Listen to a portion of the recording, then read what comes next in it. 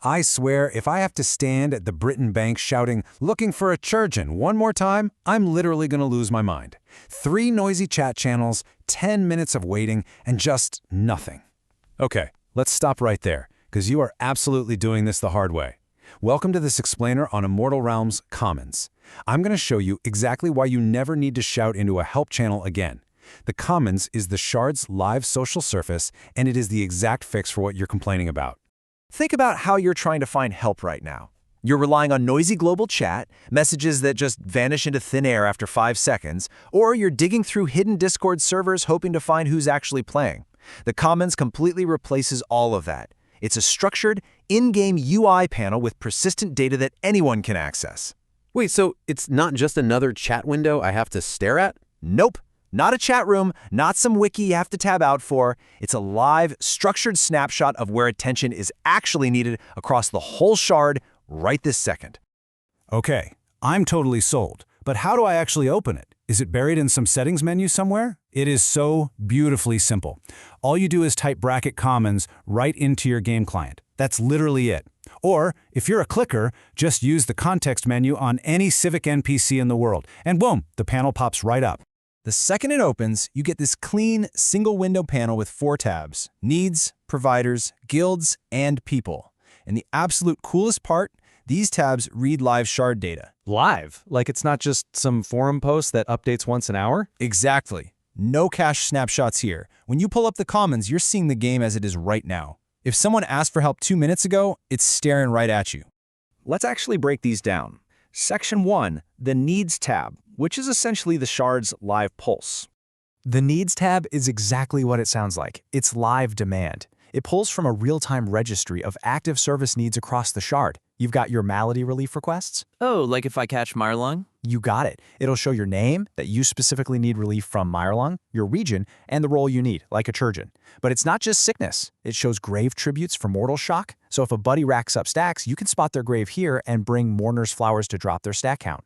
It also surfaces guilds with open rank slots and even prison parole or bail requests. Okay, but what if the guy asking for a doctor logged off an hour ago? That is the genius of it. Every single entry shows the request age. You'll know instantly if it's a fresh, active scene playing out right now, or if it's just been sitting there for a while. Really, the best way to think about it is this. The Commons is the bridge between someone needing help and someone capable of providing it. Wow, okay. So players who actually have those civic skills like the Chirurgeons or the ledger officers, they must be checking this board constantly. It's basically tying the whole realm's social play together without everyone needing to stand in the exact same spot. Hit the nail on the head, which leads us perfectly into Section 2, the Providers tab, or the live supply of help. If the Needs tab is demand, Providers is the live supply. It's the total inverse. This tab explicitly lists players or institutions that are currently online and offering specific services. So if I'm the one who's sick and needs a surgeon, I just look here instead of spamming chat? Yes, you'll see active surgeons, ledger officers ready to process crown writs or witness attestations, bail posters, and even mentors for new players.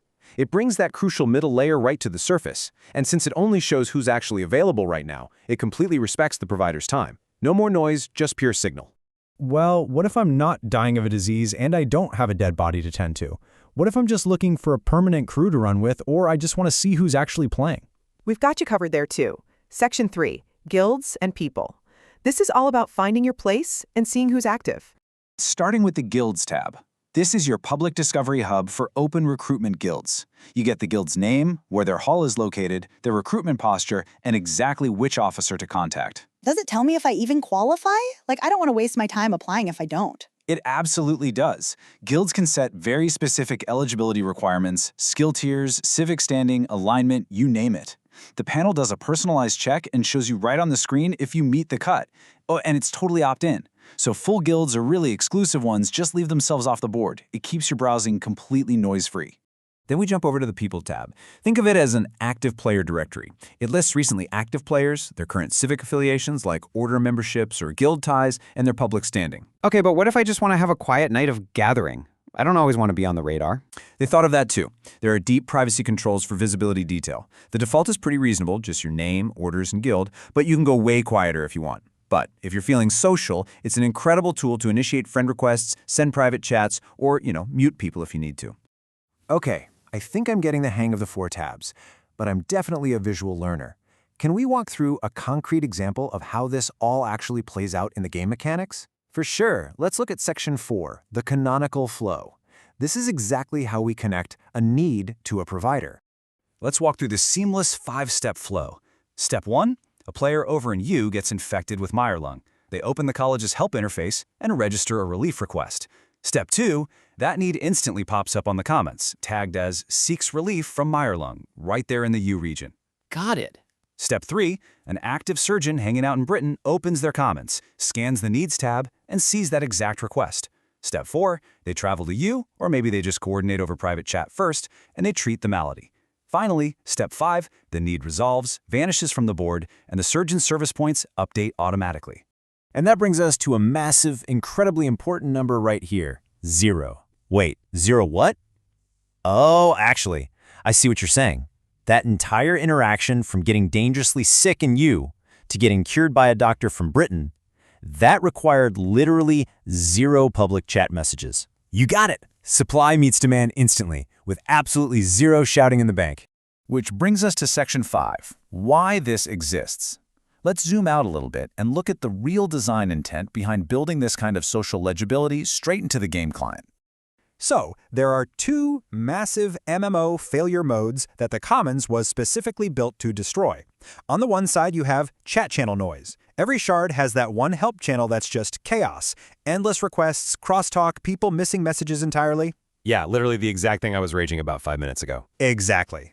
Now, on the other side, you have hidden activity. This is the opposite problem, where really dynamic, active scenes are happening in the world, but you'd only ever know about them if you happen to be in the exact right Discord server at the exact right time. The Commons completely eliminates both problems. It replaces the spam with structured, scannable fields, and it pulls all that hidden roleplay right back into the actual game, where everyone can engage with it. It also serves as an amazing load balancing tool. Look at it from the provider's perspective.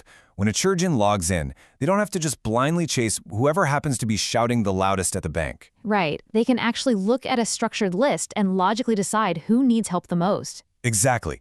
They can prioritize the oldest open request, or they can filter by their preferred region if they want to stay local.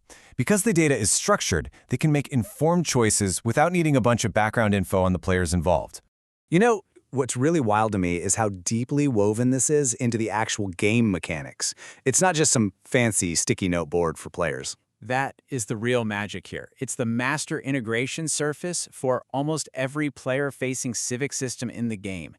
Maladies generate relief requests. Mortal Shock creates gravestone tribute needs. Civic orders use it to surface their members and their specific needs. Custom guilds rely on it for open recruitment, and the civic justice system automatically plugs into it for parole and bail eligibility. Literally everything mechanically flows straight through the Commons. Which leaves us with one final, kind of provocative question for you and for everyone watching this explainer. Are you going to keep shouting into the void, or will you open the comments? Oh, I am completely done with global chat. Typing bracket commons is going to be the absolute first thing I do every single time I log in. It's a total game changer. That is exactly what we like to hear. Make it your first stop, explore the shard's true social pulse, and definitely check those needs if you've got a civic skill. Thanks so much for joining us for this explainer, and we'll see you out there in the Immortal Realm.